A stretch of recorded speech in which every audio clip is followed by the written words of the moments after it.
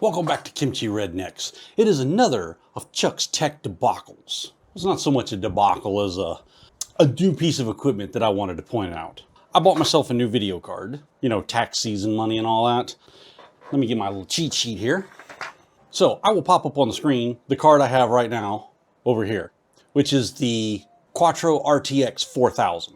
According to my cheat sheet here, and I'm using Quadro cards because I like the Quadro drivers, which, you know, are the stable drivers for 3D applications and editing applications. By all means, the standard 30 series and 20 series RTX cards also work great for editing and whatnot.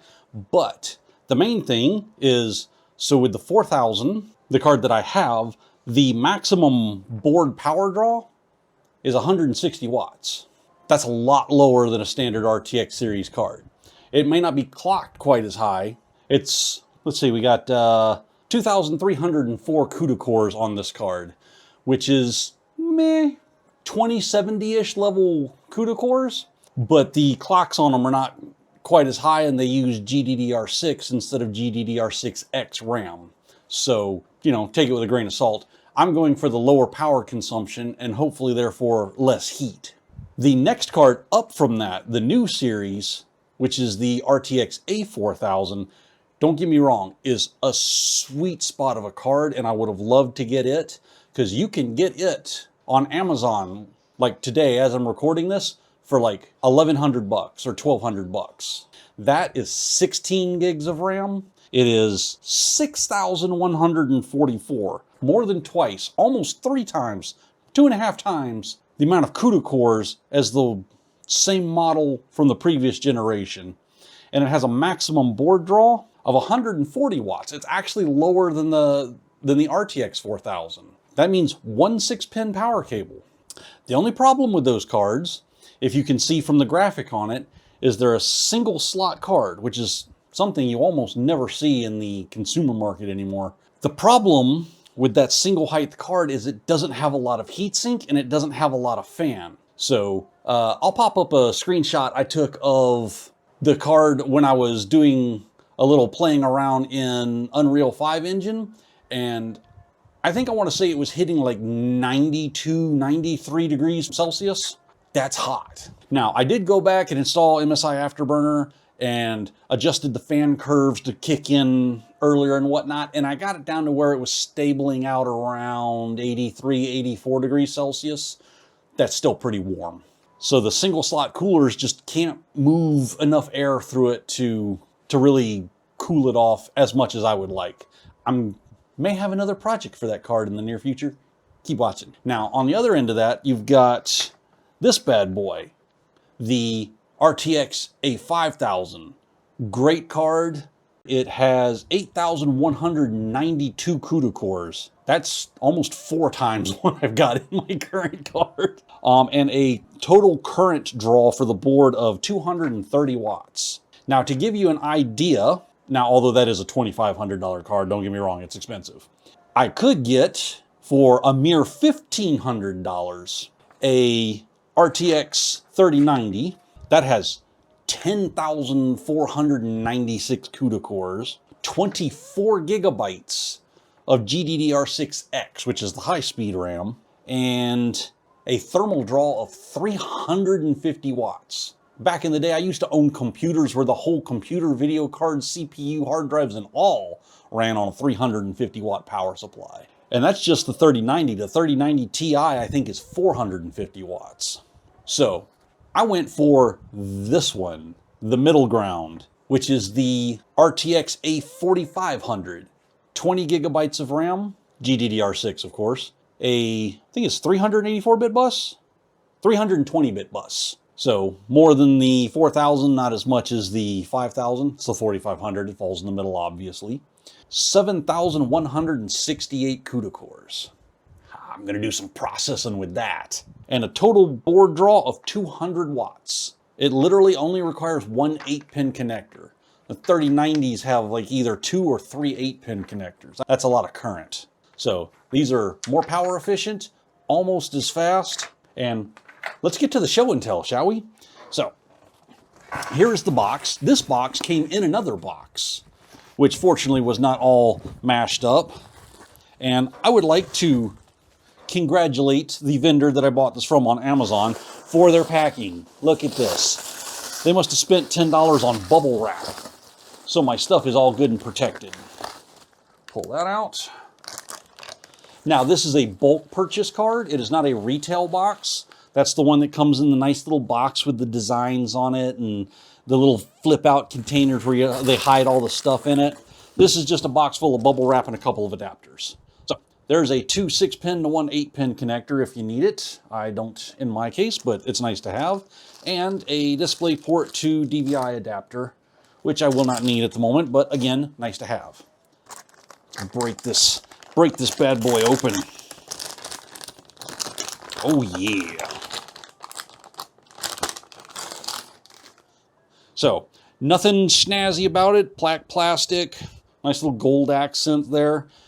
This, as a 4500, does support the NVLink connectors. So that's generally something that only the 6000 and 5000 series cards did before. The 4000 series did not. The 45 and the 5500s, when they created them, they decided to give them the NVLink.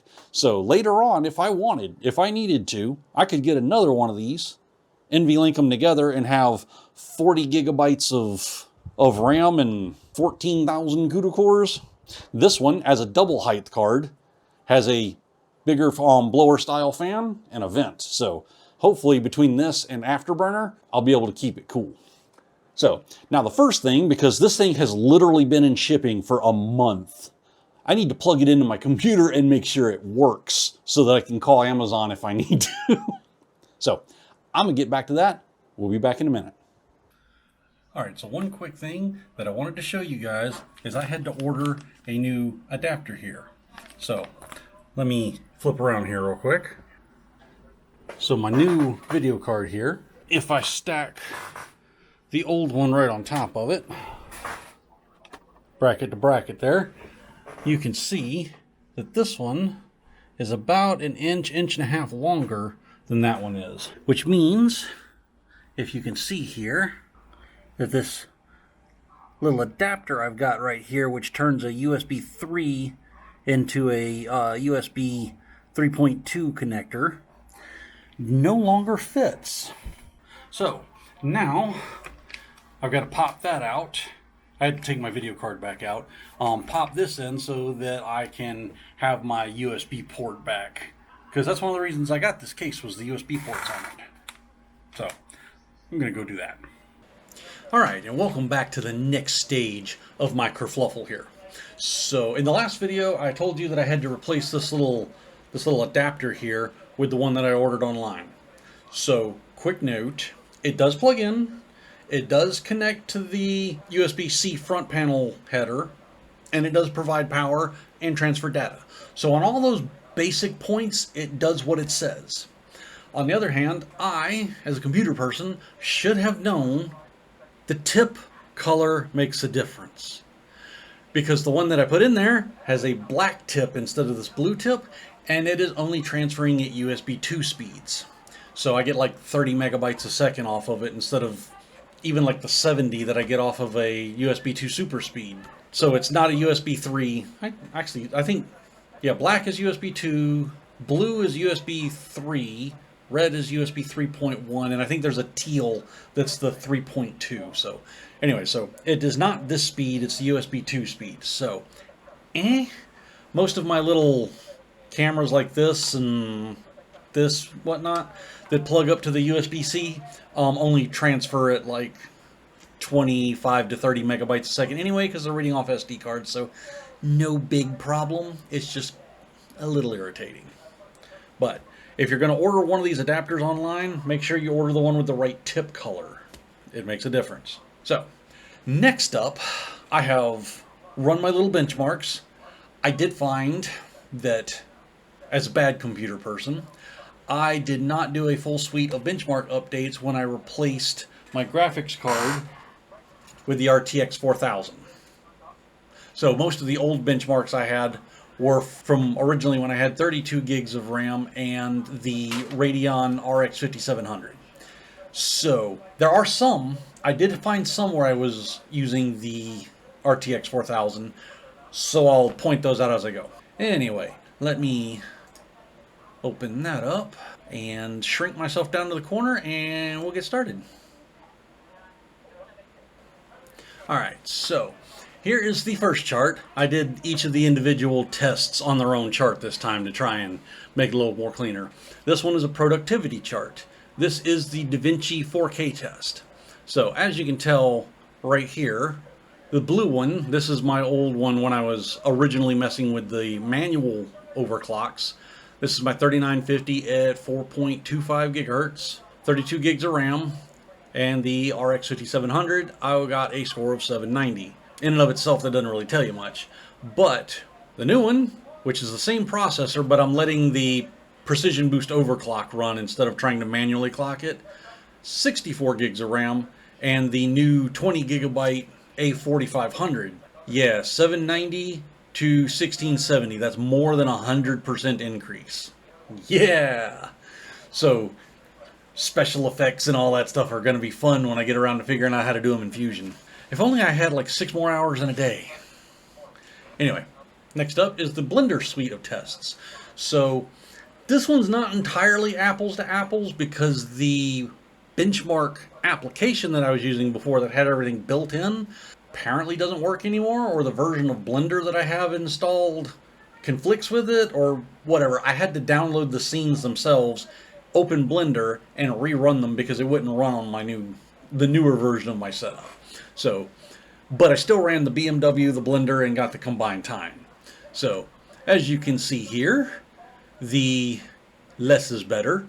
The original Blender BMW test, 1 minute and 48.5. This time, 135.3. Doesn't seem like a big difference, but you're only talking about 1.5 minutes. This one shows a little bit better. The classroom test on the old setup was 5 minutes 57 seconds, 0.2. This one, 3 minutes 31 seconds, 0.3. That's pretty good. That's at least a 25, maybe 30% reduction. I'm going to guesstimate the math numbers here because I am not going to look up a calculator and do all that crap. I ain't got time for that. Anyway, so the totals when you add them together for those two for those two tests are 7 minutes 45.7 seconds and 5 minutes 6.6 seconds. So again, that is 2.5 minutes off of the total there. That's got to be a good 30% plus off. So again, yay for productivity. Not that I actually use Blender, but I would like to. Again, if I only had more hours in a day and more days in a week. Next up, we have the Heaven benchmark, which is not a productivity benchmark, more of a general game performance benchmark. But as you can see, I ran it 2 times with 2 different settings, one on medium, no tessellation, no anti-aliasing, and old setup, 5942, the new setup, 9406. That is not quite double, but that's probably 80-85% increase. Boom, right there. Liking it so far. By the way, all these things are done with the graphics card running its stock. The only thing I've done is gone in and adjust the fan curve with Afterburner and brought the maximum power rated down to like 95%. So it'll maybe undervolt a little bit, but it should run at its regular boost clocks. So yeah, 80+% increase on that one. Then I ran it a second time, but I ran it with the Ultra Textures, moderate tessellation, and 4x anti-aliasing. Obviously it took a hit in the performance numbers, but we went from 3316 to 6240, and that is closer to 100%. 33 doubled would be 66, so we're probably in the 90-95% increase range on that one. That's pure graphics power increase. I'm loving it. I'm loving it! And here we go with the last one. We have the 3D Mark suite. So I ran Time Spy Extreme, Port Royal, which is, I think it was just more of an overall graphics thing, but regular Time Spy, this is the test where I actually did have benchmarks from running the RTX 4000. So this one is a lot more apples to apples. So this setup with the 4000 was 8316 for regular time spy. This one hit 13115. Yeah, that's a pretty big number, or that's a pretty big increase. I mean, 8 doubled would be 16. That's 13. So that's not 100, but that's probably at least a 50% increase there. Again, I'm guesstimating that. I could do the numbers if I really cared. So the next one over here, we got Time Spy Extreme. So that one, the old 4000 got 39.98, and this one got 65.87. We're still with the more than 50% increase here. 4,000 plus half of that would be 2,000. It would be 6,000. Yeah, that's more than 50% increase. Next up, we had Port Royal. 4,000 got 45.26. A4500, 81.96. Big increase. Big increase. That's probably in the 90% range. 85-90% range, yeah. So this one down over here in the corner over here doesn't really show up real well, but it was a test for DirectX ray tracing. The old system it did an average FPS, not a big score like the other tests do for some reason. But the 4000 averaged 14.65 frames a second, and the new A4500 did 35.41. So yeah, that's more than double. The march of technology, new generations of cores, extra RAM. Extra RAM always helps. But yeah, so it's just a quick comparison of the difference in. Now the sad thing is the difference in price isn't all that much, because the Quattro or Workstation series cards don't go down in value very quickly, even though this one, the 4000, is last generation's card, and it's the entry level model. It's the 8 gig 4000 card. When I bought it, it sold for $1,100. As of like today recording this, I went and looked at it. It still sells for about $900. It's kind of hard to recommend, because you could even get the new version of this one. You could get the A4000. The A4000 sells for $1,100 now, maybe $1,200, and that's a 16 gig card with almost twice the CUDA cores that this comes with. I got a sheet of paper with those numbers on it. Yeah, this one came with 2,304 CUDA cores, and the A4000, yeah, it comes with 6144. So that's more than double the CUDA cores in one generational jump, and they're almost the same price. So you might as well get the new one. Anyway, that's my thing for today. I could probably get more performance out of one of the regular 30 series RTX cards, but they use a lot more power. This uses less power. The drivers are better for productivity, so for doing my DaVinci editing and whenever I can get time to look into my Unreal stuff, it works better for that. I heartily approve. I like the new series of cards. The A4000, A4500. The 5000's a good card, but it hits the $2,000 mark. I think it's like $2,300. It's only 4 more gigabytes of RAM, and I think almost 9,200 CUDA cores instead of so it's almost 2 of the A4000. This one has 7,100, so it's right smack in the middle. So it's another 2,000 CUDA cores over what I got, which is almost the whole RTX 4000. So that is the thing to remember if you are looking into them for productivity machines. Anyway, I'm going to quit rambling. You guys like, subscribe, do the internet stuff. Let me know if you like these tech things. I like explaining stuff on occasion, but I know I ramble. So, y'all come back around. We'll see you next time.